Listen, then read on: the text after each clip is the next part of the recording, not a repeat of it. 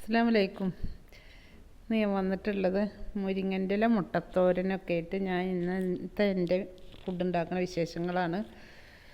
വേറെ വലിയ ബ്ലോഗൊന്നും അല്ല. അപ്പോൾ അതിന് വേണ്ടിയിട്ടൊരു ചീനച്ചട്ടി വെച്ചിട്ട് വെളിച്ചെണ്ണ വെച്ചിട്ടുണ്ട്. മുരിങ്ങൻ്റെ ഇലയൊക്കെ രാവിലെ തന്നെ ഞാൻ ഇരുന്ന് പൂരി ഉണ്ടാക്കിയിട്ടുണ്ടായിരുന്നു. ചായപ്പണി കഴിഞ്ഞ പാട് ചായക്ക് പൂളായിരുന്നു. അപ്പോൾ എന്തുണ്ടായിരുന്നു, എളുപ്പമുണ്ടായിരുന്നു പണിക്കൊക്കെ. അത് വേഗം വേവിച്ച് വെച്ചപ്പോൾ അപ്പോൾ ആ സമയം കൊണ്ട് ഞാൻ മുരിങ്ങൻ്റെ ഇലയൊക്കെ വേവിച്ച് വെച്ച് ഇല ഊരി റെഡിയാക്കി വെച്ചതാട്ടോ. മുരിങ്ങൻ്റെ ഇല ഉണ്ടാക്കാൻ ആകെയുള്ളൊരു മടി എന്ന് പറയുന്നത് ഊരി ഉണ്ടാക്കുന്ന സമയം മെനക്കേട് കൊണ്ടാണ്. അപ്പോൾ അതാ അതിന് വേണ്ടിയിട്ട് കുറച്ച് ചെറിയ ഉള്ളി എടുത്ത് ചെറുതാക്കി അരിഞ്ഞ് വെച്ചിട്ടുണ്ടായിരുന്നു. വെളിച്ചെണ്ണയിലിട്ടിട്ട് മൂത്ത് വരുന്നു.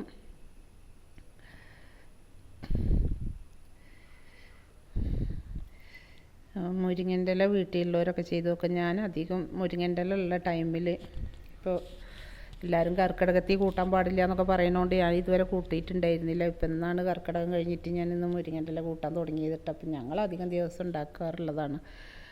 എന്തെങ്കിലുമൊക്കെ ആയിട്ട് ഉപ്പേരി ആയിട്ടോ കറി ആയിട്ടോ എന്തെങ്കിലുമൊക്കെ ആയിട്ട് ഉണ്ടാക്കും. പിന്നെ തോരനായിട്ട് ചക്കക്കുരു വെച്ചിട്ടും ഒക്കെ ഉണ്ടാക്കി കഴിക്കലുണ്ട്. അപ്പോൾ ഉള്ളി മൂത്ത് വരുന്നുണ്ട്. ഉള്ളി മൂത്ത് വരുമ്പോൾ നമുക്ക് എരിവിനായിട്ട് കുറച്ച് മുളക് പൊടി, ചിലവർ പച്ചമുളകൊക്കെ, ഞങ്ങൾ പച്ചമുളക് ഇട്ട് അതിൽ എടുത്ത് കടിക്കണ അറിയില്ല, ഞങ്ങൾക്ക് എരിവ് അടുത്ത് കൂടെ പോയാൽ മതി. അപ്പോൾ അത് കാരണം ഞാൻ കുറച്ച് മുളക് പൊടിയാണ് ചേർത്ത് കൊടുക്കാൻ വിചാരിച്ചിട്ടുള്ളത് കേട്ടോ. ഞങ്ങളെപ്പോഴും ഉണ്ടാക്കുമ്പോൾ അങ്ങനെ ചെയ്യാം. മുളക് പൊടി ചേർത്ത് കൊടുത്താൽ പിന്നെ അതിൻ്റെ എടുത്ത് കടിച്ചിട്ട് എരിവ് പറ്റി എന്നുള്ളതൊന്നും വരില്ലല്ലോ, അതുകൊണ്ടാണ്. അപ്പം എൻ്റെ വീഡിയോ ആദ്യമായിട്ട് കാണുന്നവരാണെങ്കിൽ സബ്സ്ക്രൈബ് ചെയ്യാൻ മറക്കരുത്, ലൈക്ക് ചെയ്യുക, ബെല്ലൈക്കൺ അമർത്തുക ഒക്കെ ചെയ്യുക, ഒന്ന് സപ്പോർട്ട് ചെയ്യണേ.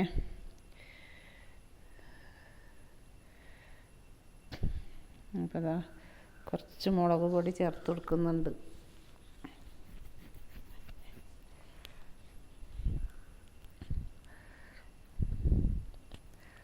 പച്ചമുളക് ഇടുന്നവർ പച്ചമുളക് ചതക്കി ചേർത്താലും മതി. ഞങ്ങൾക്ക് എരിവ് തീരെ പറ്റൂല. ഇവിടെ മോനക്കൊന്നും എരിവ് അടുത്ത് കൂടെ പോയാൽ മതി. അപ്പോൾ അത് കാരണം പച്ചമുളകൊക്കെ ആകുമ്പോൾ അതെങ്ങാനും കടിച്ചിട്ടുണ്ടെങ്കിൽ ഇലയല്ലേ, അപ്പോൾ അറിയില്ലല്ലോ എന്ന് വിചാരിച്ചിട്ട് ഞാൻ മുളക് പൊടി ചേർത്ത് കൊടുത്തിട്ടുള്ളത്. മുരിങ്ങൻ്റെ ഇലയൊക്കെ നന്നായി കഴുകി വൃത്തിയാക്കി എടുത്തിട്ടുണ്ട്. പിന്നെ അത് ഒന്ന് ഉപ്പിട്ടിട്ട് വേവിക്കാൻ വെക്കാം അടച്ച് വെച്ചിട്ട്.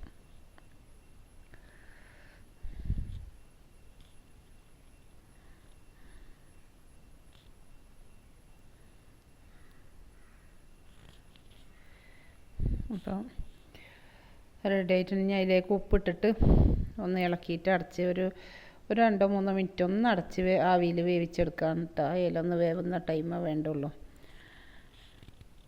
അപ്പോൾ ചിലവരൊക്കെ ചമ്മന്തി തേങ്ങയും മുളകൊക്കെ ഇട്ട് ചമ്മന്തി പൊടിച്ചിട്ടിട്ട് ഇടണമുണ്ടാവും. ഞങ്ങൾക്ക് ഇഷ്ടം എങ്ങനെയാണ് മുട്ട ചേർത്തിട്ടാണ്. അപ്പോൾ ഞങ്ങൾ മുട്ട ചേർത്തിട്ടാണ് ഉണ്ടാക്കാറ് കേട്ടോ. അപ്പോൾ അതിനായിട്ട് 2 മുട്ട എടുത്ത് വെച്ചിട്ടുണ്ട്. ഇത് വെന്ത് വരുന്ന സമയത്ത് ഇലയൊക്കെ വെന്ത് കഴിഞ്ഞതിന് ശേഷം നമുക്ക് അതിലേക്ക് ഒഴിച്ചു കൊടുക്കുക. പിന്നെ ഇല ഒന്ന് ലോ ഫ്ലെയിമിൽ വെച്ചിട്ട് വേവിക്കാൻ വെക്കുന്നുണ്ട് കേട്ടോ.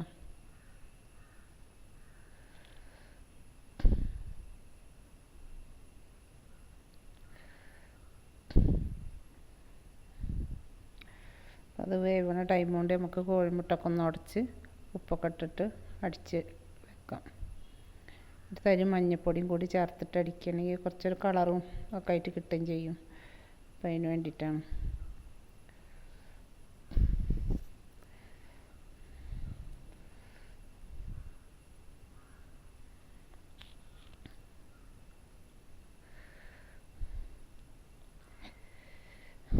അപ്പം അതാ ഇലയൊക്കെ നന്നായി വെന്തിട്ടുണ്ട്.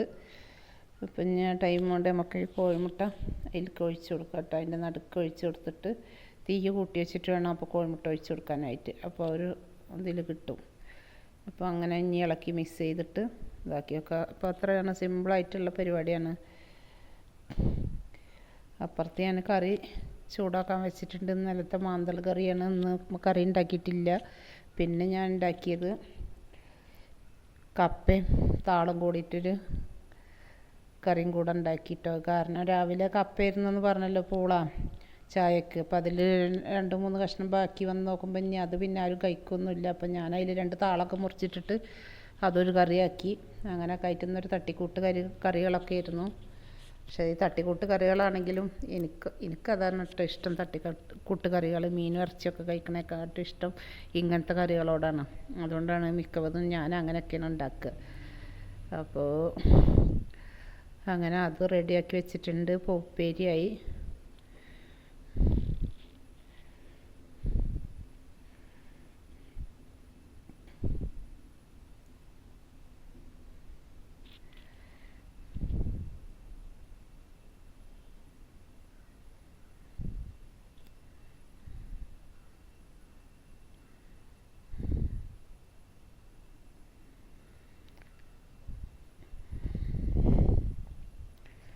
അപ്പോൾ അതാ കോഴിമുട്ടൊക്കെ നല്ലൊന്ന് വെന്ത് വന്നിട്ടുണ്ട്. അപ്പം നമുക്ക് എല്ലാം റെഡിയായി. ഇനി നമുക്ക് ചോറിനാൻ നോക്കട്ടോ. അപ്പോൾ അതിനായിട്ട് കുറച്ച് ചോറെടുക്കുക.